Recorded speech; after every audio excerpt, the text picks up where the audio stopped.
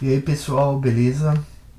Aqui é o Joel Paviotti, administrador da página Iconografia da História, e hoje estaremos fazendo o nosso segundo podcast. O primeiro nós falamos sobre o massacre do Carandiru, e agora vamos falar sobre a questão da terra no Brasil e o massacre, usando como pano de fundo aí, né, como exemplo, o massacre de Eldorado dos Carajás, que ocorreu em 1996. A questão da terra do Brasil é um assunto muito importante para a história, né, para entender a configuração do nosso país. E vamos dar uma percorrida aí pelos caminhos que levaram o nosso país a ser um dos lugares com maior concentração de terra do mundo. Bom, pessoal, o massacre de Eldorado dos Carajás foi o assassinato de 19 sem-terras que ocorreu dia 17 de abril de 1996 no município de Eldorado dos Carajás, no sul do Pará. O massacre foi decorrente da ação de policiais, né, do estado. Mas para entender melhor como que ocorreu como se deu esse conflito, né, como se desembocou esse conflito, a gente precisa voltar bastante no tempo para conseguir entender como que esses conflitos pela terra no Brasil eles se deflagram, né? O nosso país, desde o momento em que ele começou a ser colonizado, né, quando a gente nem era um país ainda, ele começou a ser colonizado por Portugal, a gente já tinha um tipo de colonização de grandes latifúndios, né? Vocês devem lembrar na aula de história de vocês que a primeira forma de colonização que se tentou, de divisão de terras que se tentou no Brasil, foram as capitanias hereditárias, né? Que o Brasil foi dividido em várias capitanias hereditárias, e essas capitanias hereditárias elas foram dadas a homens nobres, né? Concedidas a homens nobres de Portugal, que por sua vez doavam grandes pedaços de terra para os seus aliados, para homens que viriam aqui explorar a terra para exportar o produto. Na colônia de exploração, a nossa principal forma de plantação e de produção agrícola era o plantation, que é uma produção de monocultura em grandes extensões de terra. Por exemplo, eu pego uma terra de 40 mil hectares e eu planto apenas cana, não diversificando essa produção. E ao plantar apenas cana, eu direciono essa produção para exportação. É assim, esse esquema de plantation no Brasil, ele é desde o momento que que se iniciou a colonização aqui, né? A gente planta em sistema de plantation visando o mercado externo, a exportação dos produtos. Então, geralmente a monocultura ela é predominante ainda no nosso país, desde o período da colônia lá em 1500 e tanto.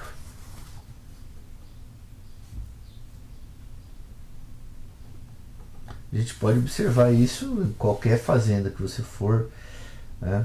O Brasil ainda continua sendo o que as pessoas chamam, é vulgarmente conhecido como o quintal do mundo, né? O celeiro do mundo. Nós somos os maiores importadores de commodities do mundo, né? De matéria-prima, de soja, de cana, e está aí uma das gêneses do problema da questão da terra em nosso país.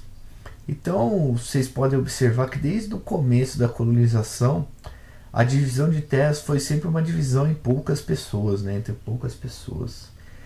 Em 1850, vamos dar um pulo para o século XIX aqui para comentar sobre a questão da terra no nosso país.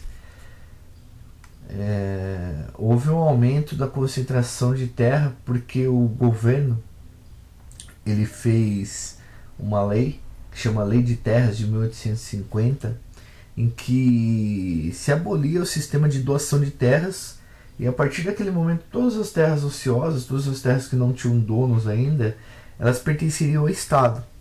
E era com o Estado que você deveria negociar para conseguir a compra dessas terras. O Brasil, né, como diz, vou indicar para vocês para poder entender um pouco da nossa política aí, o Brasil sempre foi um país patrimonialista, né? Onde nós não conseguimos, a gente mistura o que é público, o que é privado, e a gente tem uma tendência, quando está no poder, de sempre beneficiar quem são as pessoas próximas a nós, né? Que a gente tem uma proximidade no âmbito privado. E foi o que aconteceu com essa lei de terras. Os beneficiados, os grandes beneficiados com essa lei que trouxe, que fez com que todas as terras que não tivessem donos virassem terra do Estado e tivesse que ser negociado a dinheiro, trouxe aumentou a desigualdade entre os proprietários de terra, porque só quem era o apadrinhado, o próximo ao governante de província, essas pessoas que conseguiam comprar grandes extensões de terra a preço muito barato, e muitas vezes até ganhavam do Estado essas terras. E a concentração fundiária, ela passou a ser bem maior, inclusive no norte e no nordeste. O sul e sudeste, mais tarde aí no século XX, vai começar uma industrialização e vai conseguir desenvolver uma classe média urbana ou classes trabalhadoras urbanas, que aí muda um pouco esse conceito da concentração de terra, porque aí dentro de grandes cidades o sistema é um pouco diferente. Mas no norte e no nordeste, essa lei de terras de 1850 ficou muito, causou um grande impacto, inclusive na concentração de terra na mão de grandes latifundiários, né? Então nós temos no Brasil fazendas daquela época ainda que são do tamanho de países, né? Do tamanho do Uruguai, por exemplo. Então essa lei de terras de 1850 ela foi aprovada, causou todo esse impacto e contribuiu bastante para o que nós conhecemos como a concentração fundiária no nosso país. Aí nos anos 40, nos anos 50, começam a surgir aqui no Brasil as ligas camponesas, né? Ligadas ao PCB, Partido Comunista do Brasil. As ligas camponesas eram uma tentativa de organização de trabalhadores da terra, ou de de pessoas, né, homens e mulheres que não tinham acesso à terra, principalmente no norte e no nordeste do país, para poder se organizar e pedir a reforma agrária. Na verdade, é a primeira vez que a palavra, as duas palavras, né, reforma agrária, ela chega forte no nosso país, dentro de um pensamento de redistribuição de terras. As palavras reforma agrária, elas ficam muito fortes, e essas ligas camponesas formadas por trabalhadores do campo, elas têm o intuito de formar uma espécie de sindicato para reivindicar uma melhor distribuição de terra no Brasil. A gente tem que lembrar também que muitos países desenvolvidos, passados por revoluções, fizeram reforma agrária. Especialistas em economia dizem que a reforma agrária é importante para o sistema capitalista, inclusive. E a ideia dessas ligas camponesas era inclusive quebrar, né, fazer uma redistribuição melhor de todo esse sistema que perdurava no Brasil, esse sistema de divisão de terras que perdurava no Brasil há mais de 400 anos. Então essa foi a ideia, e essas ligas camponesas elas passaram a se multiplicar com muita rapidez aqui pelo Brasil. Inclusive foram as ligas camponesas, o medo das ligas camponesas, um dos muitos responsáveis pelo golpe militar que foi dado em 1964, né? Os militares inclusive usaram muito essa questão das ligas camponesas como justificativa para estar dando golpe no poder e adentrando ao poder. Mas fica válido que era uma tentativa da população, né, trabalhadora do campo, que sofria muito. Muitos, como ainda hoje acontece, trabalhavam como escravos, não tinham um pedaço de terra para plantar, tinham dificuldades inclusive para se alimentar, porque as fazendas que eles trabalhavam, eles precisavam trabalhar, eram fazendas de plantation também, né, de monocultura. O Francisco Julião foi um dos líderes máximos dessas ligas camponesas. Tem um filme com ele chamado, que fala sobre a vida dele, chamado Cabra Marcada para Morrer, do Eduardo Coutinho. A gente indica aqui, muito bom inclusive esse documentário, né? Bom, e passando aí pela história da questão agrária no Brasil, né? A gente tem nos anos 70, dos dois lados, assim, tanto do governo quanto da organização popular, um crescente debate sobre a questão da terra do Brasil. Por mais que nós estivéssemos vivendo uma ditadura, nos anos 70 começa uma pressão muito forte em cima do governo em relação a isso. As coisas se acirram no campo e começa um grande debate em relação a isso, com o nascimento do movimento dos trabalhadores rurais sem terras, ou mais conhecido também como MST. O MST surge nos anos 70, é um movimento com orientação marxista, né, que luta pela reforma agrária. A ideia deles é que os grandes latifúndios que sejam ociosos sejam desapropriados e entregues para famílias pequenas, né, para pequenas famílias, para que elas possam plantar uma cultura aí de agricultura muito mais diversificada e mais familiar. E em contraponto ao MST, né, a gente tem, na verdade não em contraponto ao MST, mas em contraponto às ligas camponesas, da hora que acontece nos anos 60 aí, o seu surgimento, e depois nessa discussão com o MST, né,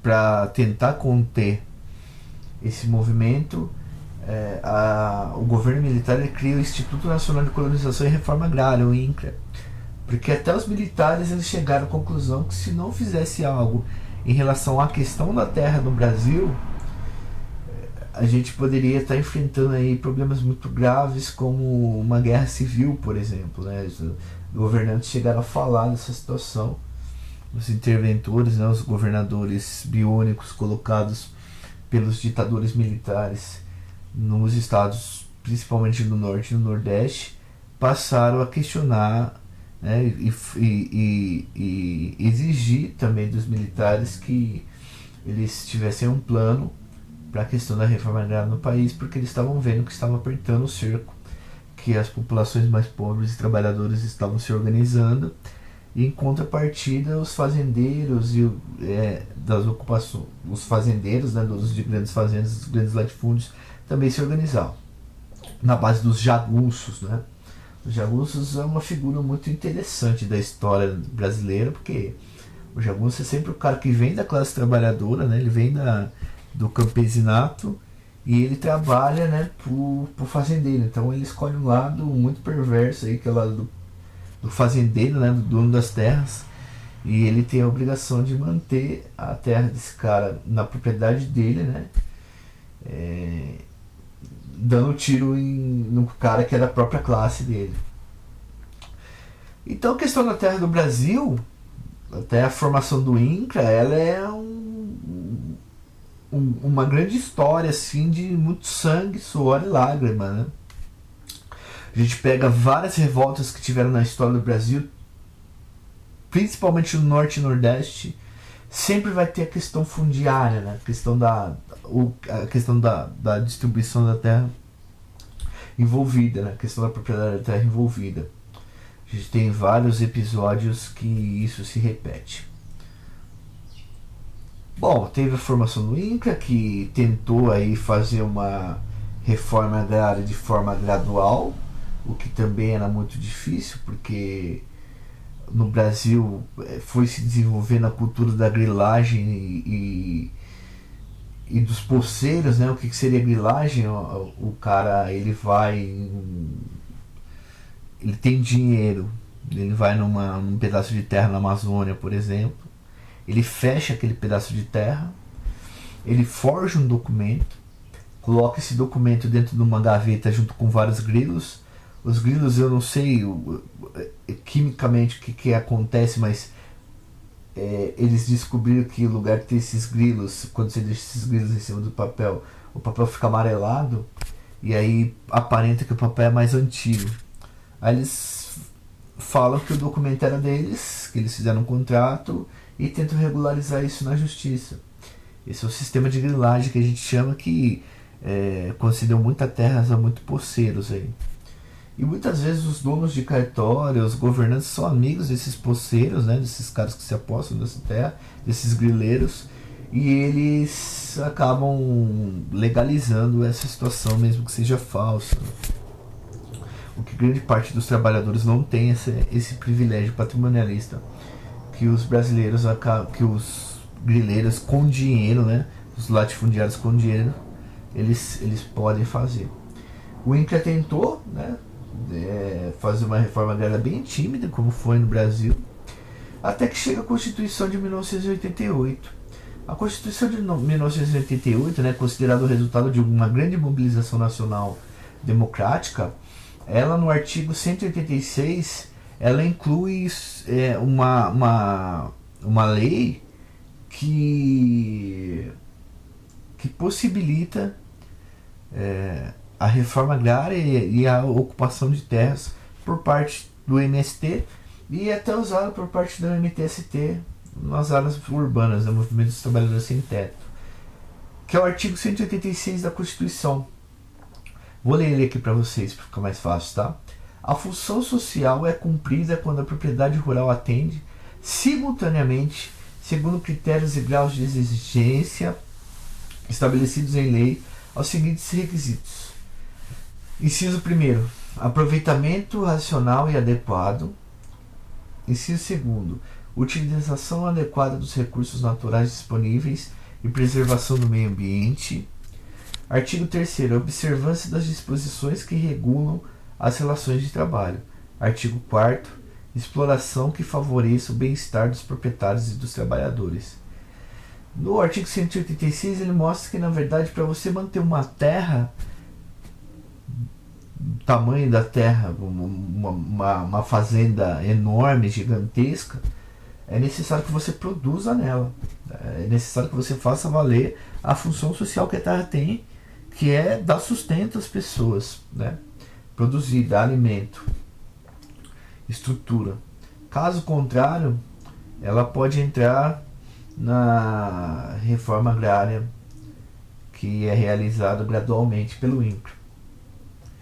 Isso beneficiou muito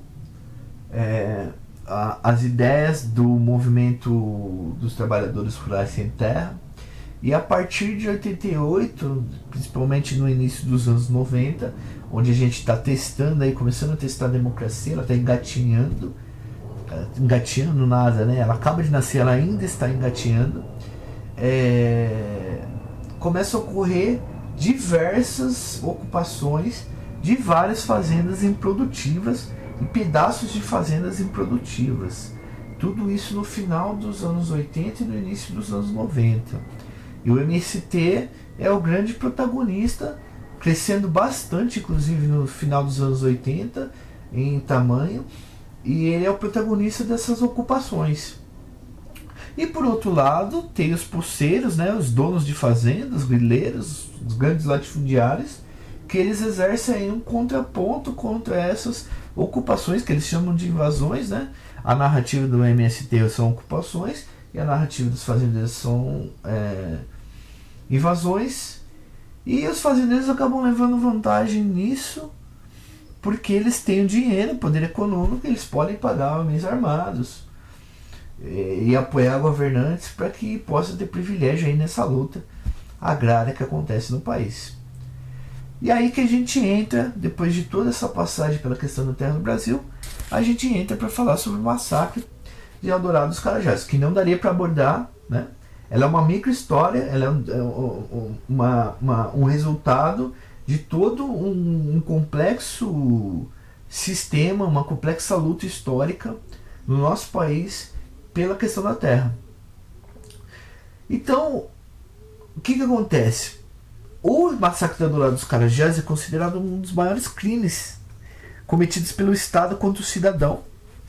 e que já vou adiantar de antemão que, como sempre acontece no Brasil, não foi punido, tá?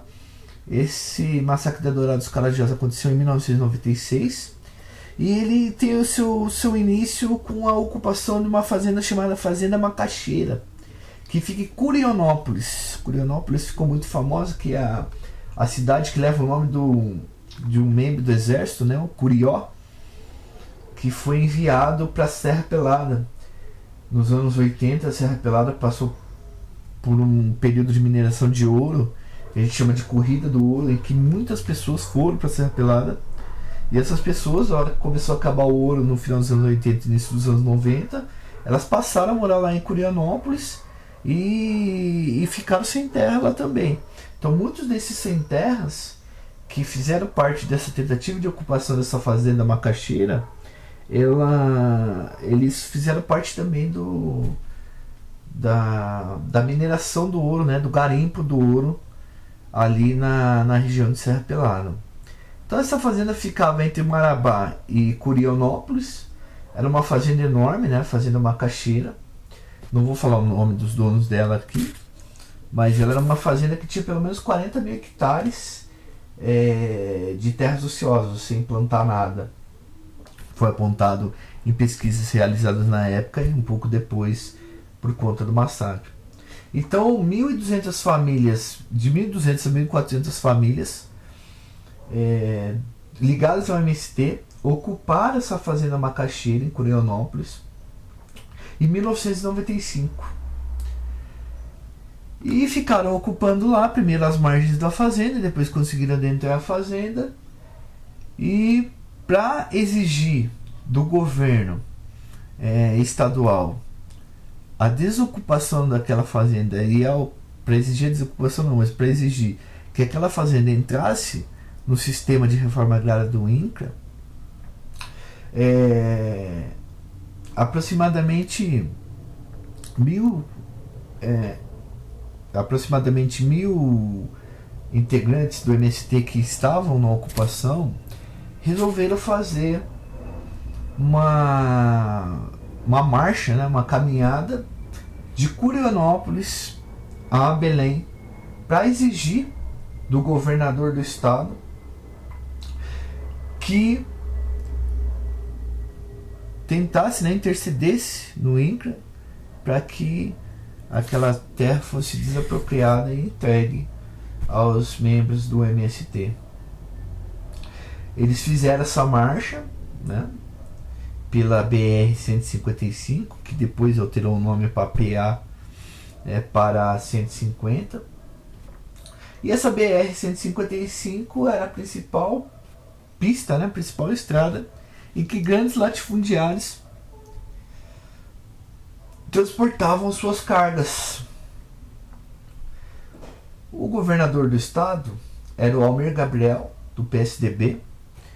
Ele teve o apoio de fazendeiros, de grandes latifundiários da região. E como o MST estava ocupando aquela fazenda, a pressão dos fazendeiros em cima do Almir, né, o governador, aumentou também.